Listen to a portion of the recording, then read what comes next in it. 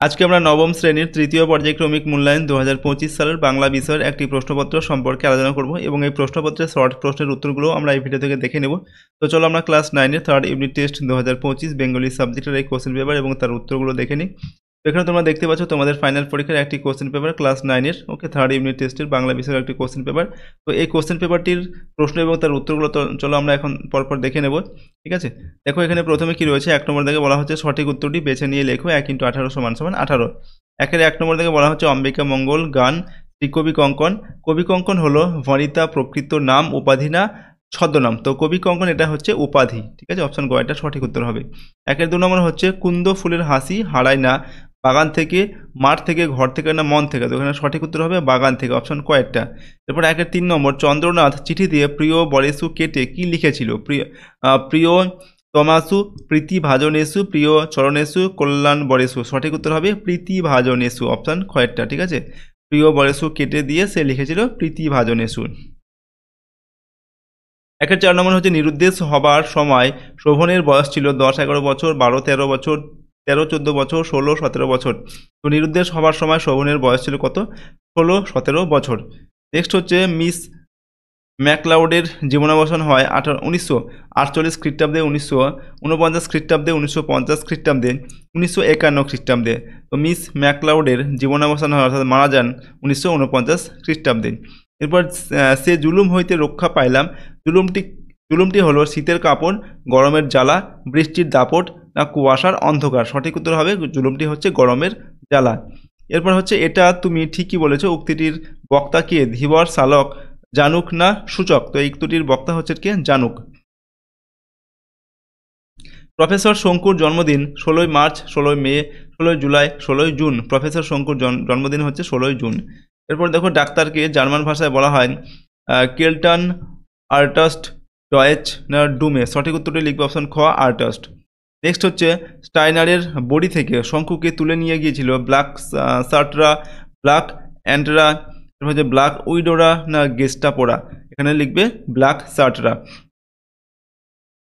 কেন্দ্রীয় স্বরধ্বনি হলো অ, আ, এ না ও। তো এখানে কেন্দ্রীয় স্বরধ্বনি হচ্ছে আ, অপশন খ এরটা।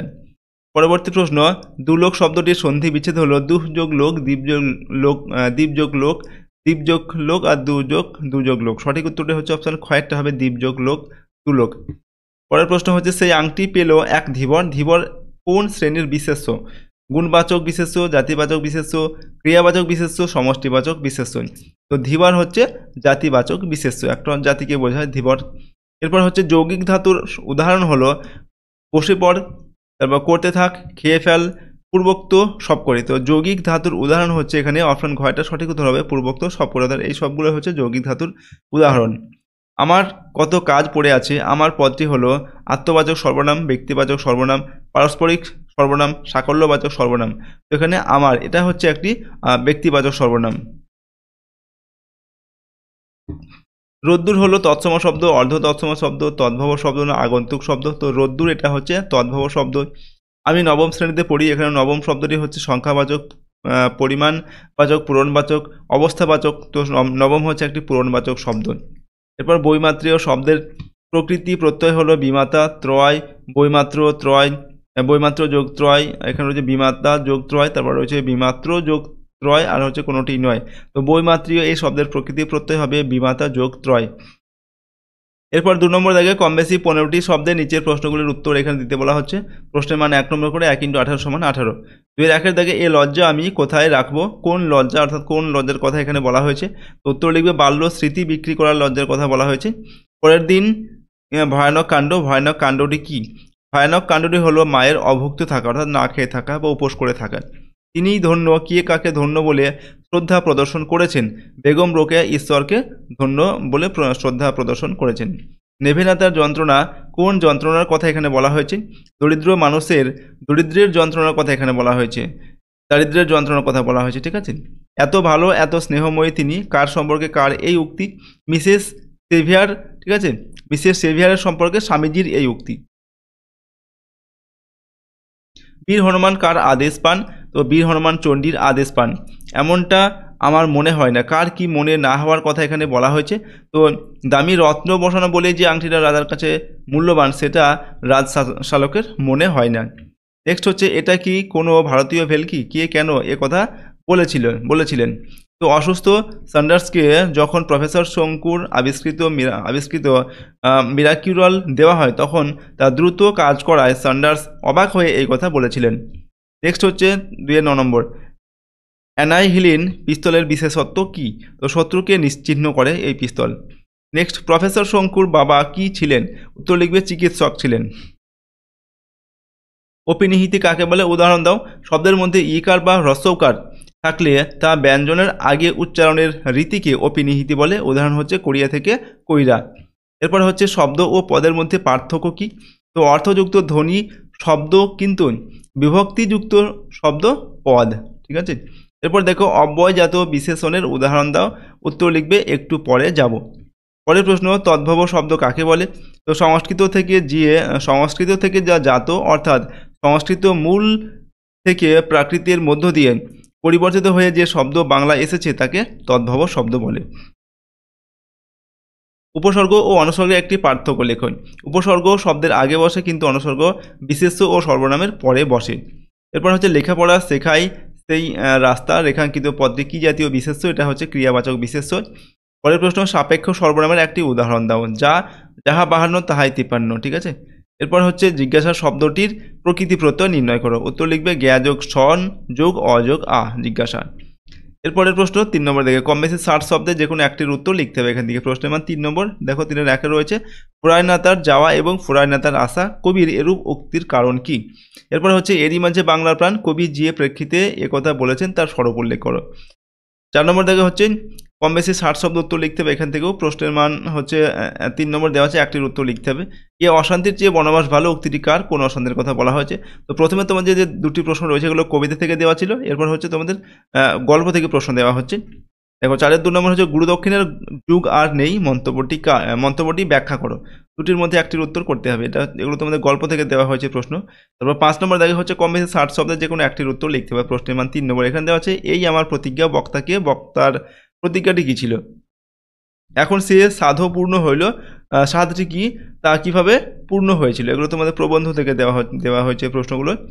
ঠিক আছে। পরের প্রশ্ন হচ্ছে 6 নম্বর দেখে, কম বেশি 60টি শব্দে যে কোনো একটির উত্তর লিখতে হবে। প্রশ্নের মান 3 নম্বর। প্রথমে হচ্ছে, প্রভু অনুগৃহীত হলাম, বক্তাকে সে কিভাবে অনুগৃহীত হয়েছিল?